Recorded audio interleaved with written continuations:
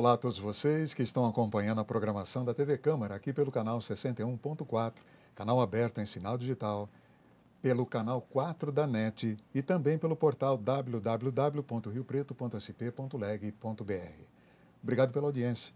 Este é o Câmara Cidadania, que hoje tem o prazer de receber em nossos estúdios a Vera Vieira.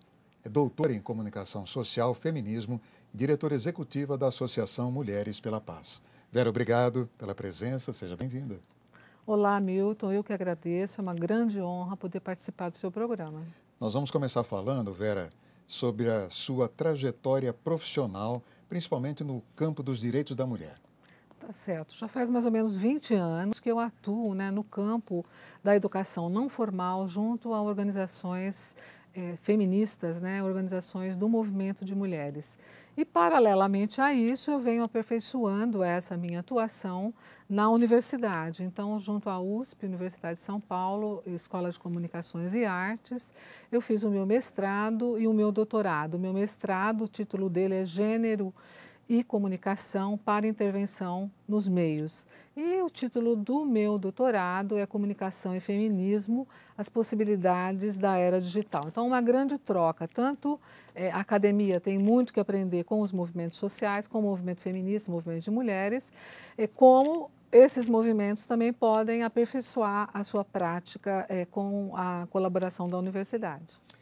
Vera, você é diretora executiva da Associação Mulheres pela Paz. Nós gostaríamos de saber um pouco do histórico dessa associação. Qual é o trabalho, qual é o foco desse trabalho?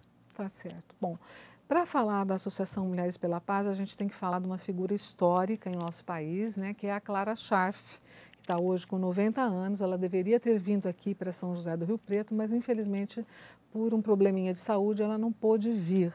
Mas a Clara, além de ser a viúva do guerrilheiro Carlos Marighella, ela também tem toda uma trajetória própria, peculiar, em prol dos direitos humanos. Então, no ano de 2003, ela foi convidada por uma entidade da Suíça chamada Mulheres pela Paz ao Redor do Mundo para coordenar no Brasil, estava acontecendo isso em diversos países, o que se denominou 1000 Mulheres para o Nobel da Paz 2005. Então, esse processo começou em 2003 para se nominar 1000 mulheres do mundo todo, das diferentes áreas de atuação, que teriam, então, essa nominação coletiva ao Nobel da Paz 2005. Ela começou em 2003 esse processo.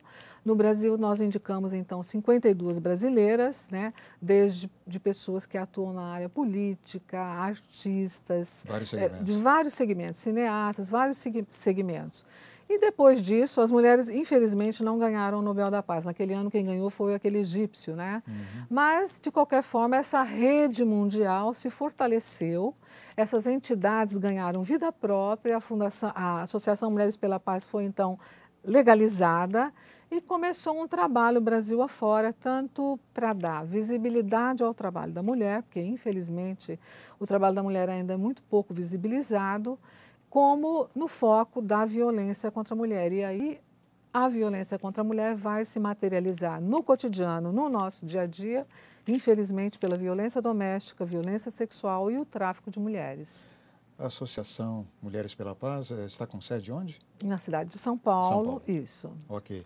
Você tem o efetivo? Qual é o pessoal que trabalha lá?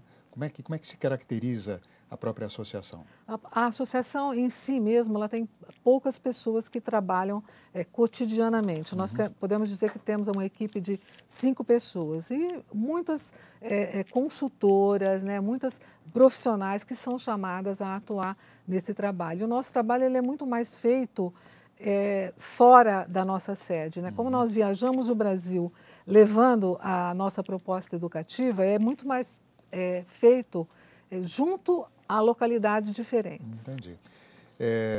Conceito ampliado de paz. É isso que se alicerça o trabalho da associação, basicamente? Exatamente. Esse conceito ampliado de paz, ele vem, então, com a Clara Scharf, quando ela começa esse trabalho junto a essa organização da Suíça. E esse conceito, ele diz respeito à resolução 1325 da ONU, que também está muito ligada às mulheres em países com conflito armado, mas também com um conceito ampliado que diz o seguinte: paz é a cidadania das mulheres, paz ela se dá no nosso cotidiano, paz é segurança humana, paz é justiça, paz é educação, saneamento básico, moradia. Então, esse conceito ampliado de paz mostra que a paz não é só o oposto de guerra, a paz não é só rezar. Claro que todo mundo pode rezar sem nenhum problema, mas não é só isso. Ele se dá, esse conceito ele vai se dar no nosso cotidiano. Tá certo. Vera, eu queria saber o seguinte agora. Qual a importância da inclusão do homem nesses processos de formação pela própria associação? Como é que você vê o engajamento do homem?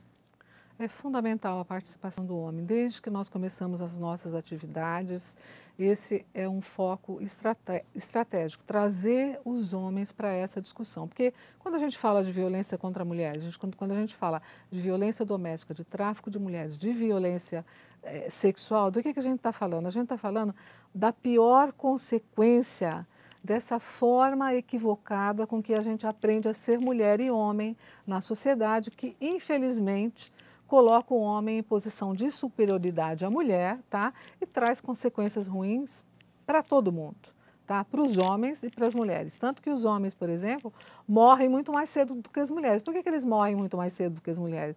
Porque o cuidado, né? Cuidar não é culturalmente mostrado que é coisa de homem, é coisa de mulher. Então, essa forma equivocada de ser homem e de ser mulher traz consequências ruins. Então, para desconstruir esta forma equivocada, a gente vai precisar de todo mundo. A gente vai precisar de mulheres, a gente vai precisar de homens, vai precisar de todo mundo. Então, é fundamental para a Associação Mulheres pela Paz, em todas as localidades em que ela tem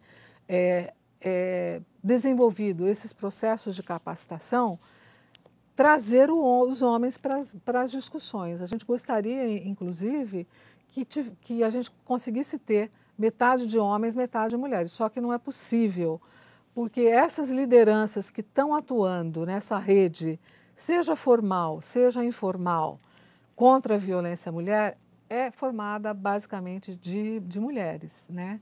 Então, é fundamental trazer os homens também para essa discussão. Vera, como é que se dá, na prática, a utilização da metodologia de educação popular feminista? Tá certo. Essa metodologia de educação popular feminista, na verdade, ela alicerça todas as nossas atividades. Quer dizer, em suma, o que é essa metodologia? Ela diz o seguinte, ela diz que qualquer construção de atividade, ela tem que se dar de uma forma democrática, de uma forma dialógica. Então, a gente tem que respeitar o saber local. Então, em todas as localidades em que a gente vai desenvolver as atividades, e basicamente a gente desenvolve um painel público aberto para a população em geral e 2 dias de seminário de capacitação com as principais lideranças de órgãos governamentais, não governamentais, universidades e também da iniciativa privada que tem projeto de responsabilidade social, nós concretizamos essa agenda de eventos de uma forma participativa. Então, em todas essas localidades, eu vou com 20 dias, 1 mês de antecedência, para construir conjuntamente tudo o que nós vamos realizar. É de fundamental importância. Ok, Vera. Para fechar o nosso primeiro bloco, eu queria que você dissesse o seguinte. Quais são os desafios, a bem da verdade, de focar a questão do tráfico de mulheres, que hoje em dia realmente a mídia ela apresenta realmente como uma situação social grave? Como é que a associação vê isso? Pois é, o tema do tráfico de mulheres, na verdade, tem muita gente que acha que foi assim, um assunto para a novela das 9, da Rede Globo, tá certo? Que não acontece assim muito próximo da gente. Na verdade, acontece muito mais próximo da gente do que a gente imagina, principalmente nas cidades do interior, né, onde as pessoas se iludem, as jovens que estão em camadas mais vulneráveis da população, vão se iludir com uma vida melhor, né, ou indo para a capital, ou da capital para outros países. Então, eu acho que o primeiro desafio é discutir o assunto, tá? Acumular discussão sobre esse assunto do tráfico de mulheres. Ele acontece? Não acontece? De que forma acontece? Quer dizer, as estatísticas mostram que o tráfico humano, o tráfico de pessoas, que ele pode se dar tanto para trabalho escravo, né, análogo à escravidão, como para fins sexuais, como de garotos que são iludidos para times de futebol em outros países e que acabam sendo escravos sexuais, se tornando escravos sexuais. Então, acaba sendo algo que acontece de uma maneira muito mais intensa do que a gente pode imaginar. Então, a primeira coisa é acumular discussão sobre esse assunto. A partir do momento em que você começa a acumular discussão sobre esse assunto, inclusive para mostrar, por exemplo, que não existem dados oficiais, porque é muito difícil obter dados oficiais, para aí, a partir daí, então, poder estar discutindo implantação e implementação de políticas públicas. Então, lembrando que o tráfico humano é a terceira modalidade criminal mais lucrativa do mundo. Ela movimenta cerca de 32 bilhões de dólares por ano, tá certo? Então, é um crime extremamente lucrativo, que envolve pessoas extremamente poderosas, tá certo?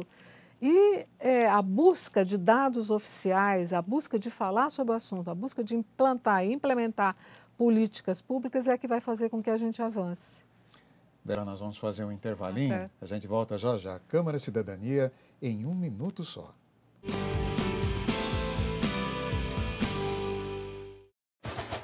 Toda hora é hora de viajar, toda hora é hora de se encantar com o Brasil. Partiu Brasil, viaja agora, descubra o seu Brasil. Partiu férias, partiu Brasil. No Brasil tem viagem o ano inteiro. Aproveite! A cada novo destino, uma experiência inesquecível. Partiu férias, partiu Brasil.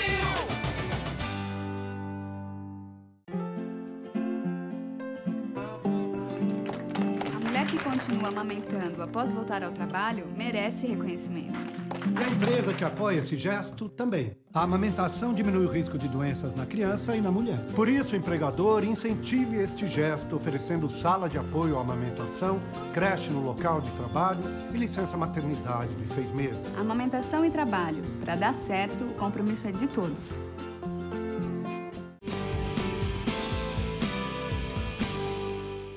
Estamos de volta com o programa Câmara Cidadania, aqui pela TV Câmara, canal 61.4, canal aberto em sinal digital, pelo canal 4 da NET, e também você pode acompanhar esse programa, assim como toda a nossa programação, acessando o site www.riopreto.sp.leg.br.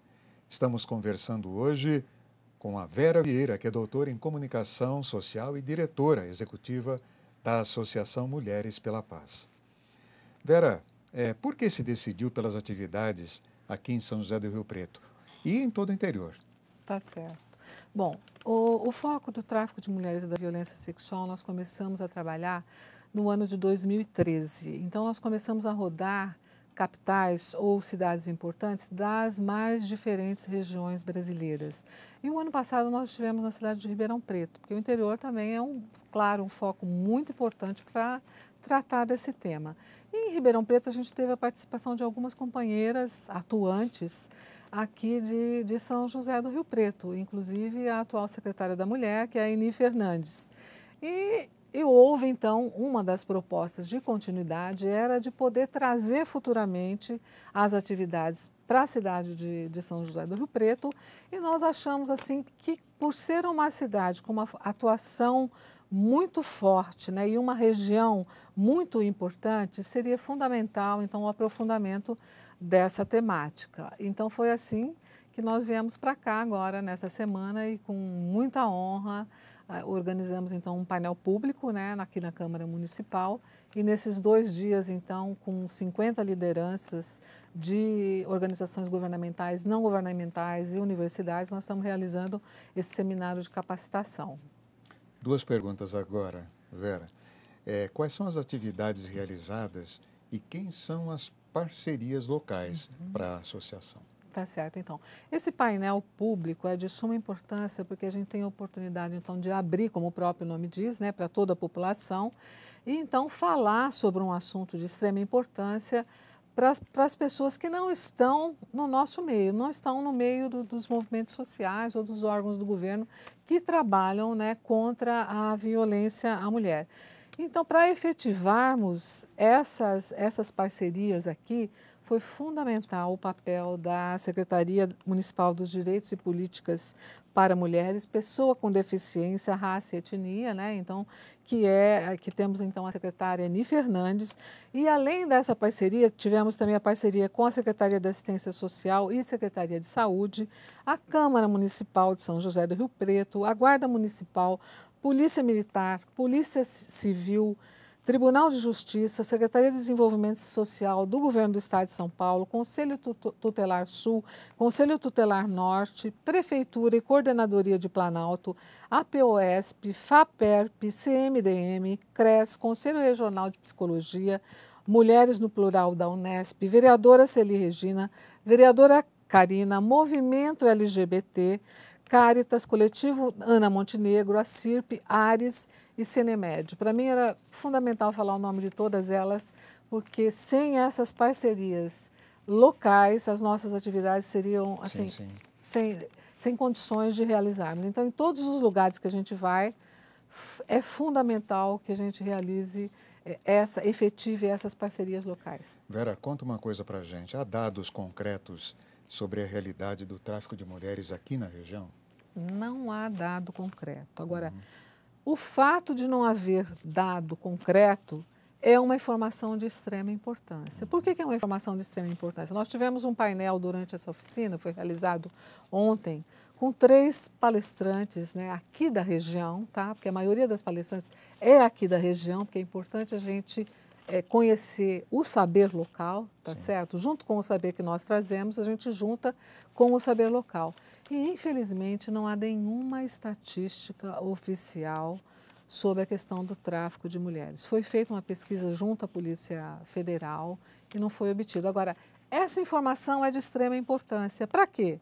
Para que as pessoas que estão participando se mobilizem e, a partir daí, pensem em alguma implantação de política pública para chegar a esses números. Agora, eu também quero dizer que não é privilégio da região de São José do Rio Preto. No Brasil todo e no mundo todo, os números são muito incipientes. Como já disse o ministro da Justiça, Cardoso, trata-se de um crime subterrâneo, tá certo? E a falta de informação, infelizmente, não deixa a gente avançar em políticas públicas. E você acha que essas informações, elas partiriam primeiramente de onde, Vera? Quem que poderia ajudar, por exemplo, confirmando algum número para se chegar um dia numa estatística real?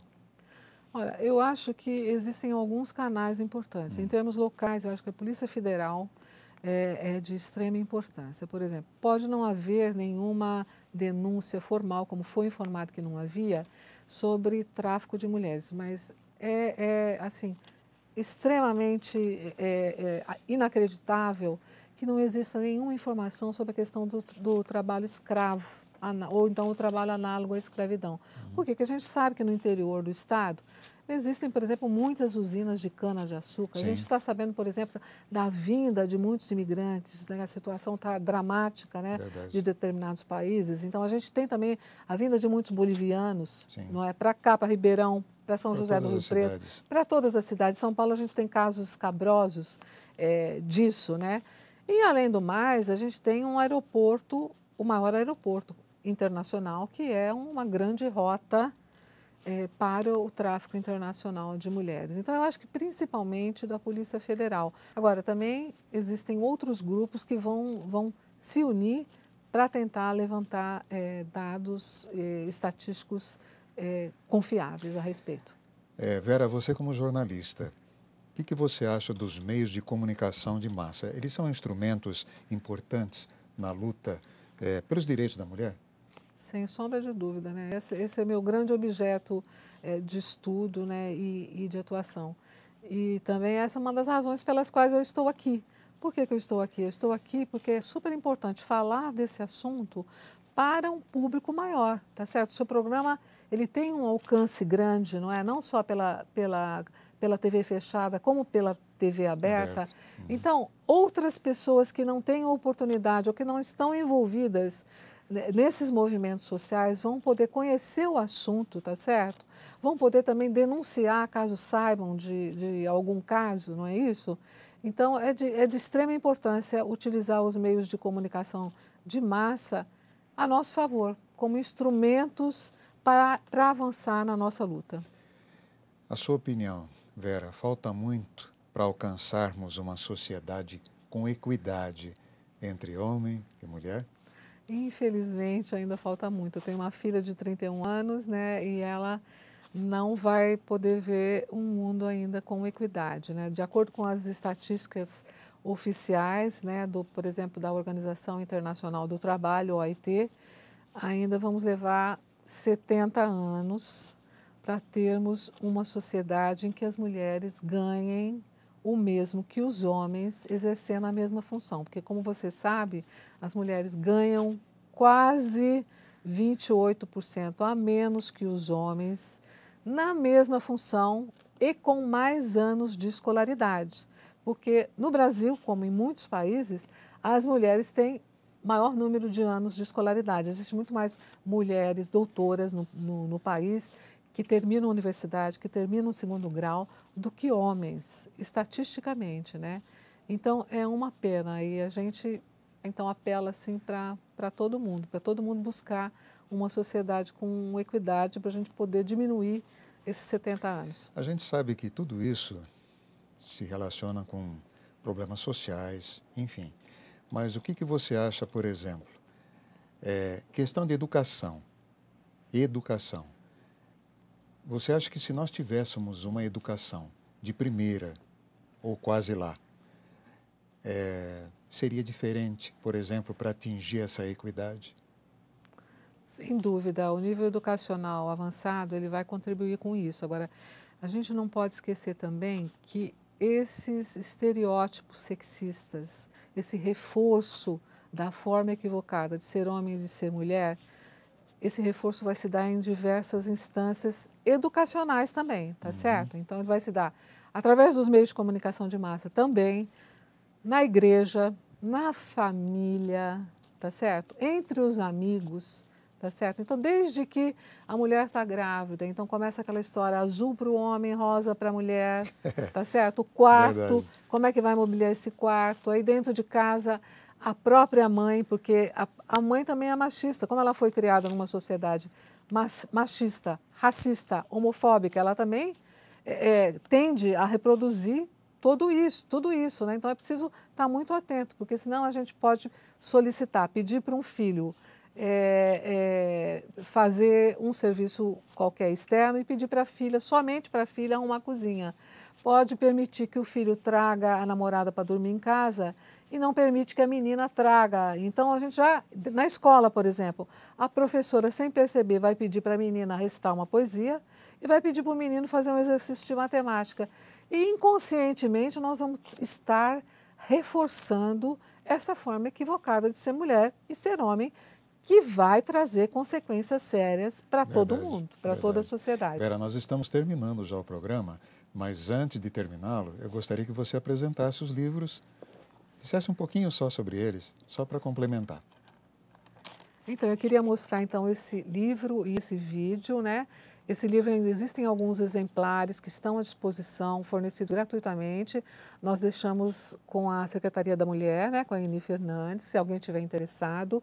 E ele traz uma sistematização desse processo de 2 anos nas diferentes regiões brasileiras, inclusive com textos teóricos que ajudam a gente a compreender. Além desse vídeo de 20 minutos, que eu vou deixar essa cópia aqui na Câmara, quem sabe a Câmara também consegue jogar no ar, que traz todo esse processo de 2 anos pelas diversas regiões brasileiras. Vera, infelizmente nós chegamos ao final do nosso programa. Eu quero agradecer muito a sua participação e tomara que você venha outras vezes aqui para Rio Preto, assim eu consigo mais uma entrevista com você. Tá ótimo, tá ótimo. Foi um maior prazer e muito obrigada por essa oportunidade. O Câmara Cidadania volta semana que vem com outro assunto de interesse do cidadão. TV Câmara, o canal do Legislativo.